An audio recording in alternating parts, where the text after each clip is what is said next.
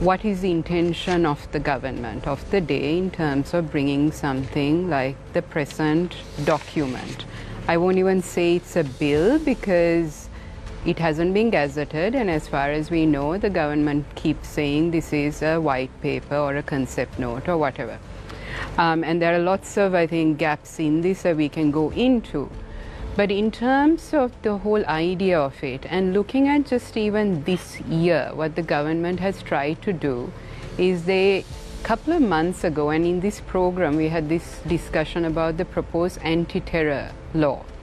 Now that again was an attempt to restrict people's rights, and freedom of media, freedom of expression was going to be one aspect. Now this has come about, and the whole question is, what is the intention?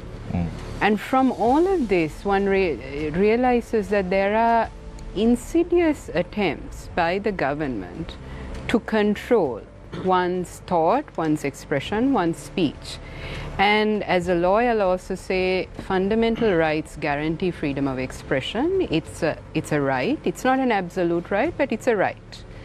And what we've seen through the years, through the Supreme Court, is that there are a very vigorous attempt to protect fundamental rights and freedom of expression. Now, it's also very important that in 1997, as Rohan mentioned, there was a bill that was challenged, and the Supreme Court, in a excellent determination, goes into some of these aspects. And I think it's very important when we talk about something of a proposal to understand what was done before. Have lessons not been learned? The Supreme Court is very clear. You can have licenses, but it shouldn't impede people's right to get information, to be able to express. And there's been several other judgments after that by the Supreme Court, we can go into it, in terms of protecting this very, very fragile but very important right. So this particular document, the question would be to the government is, why now? What is it that they're trying to do?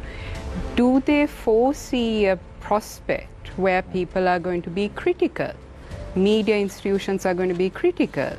And is this going to be the latest tool in a whole series of attempts by the government to really say how people should think, how people should speak?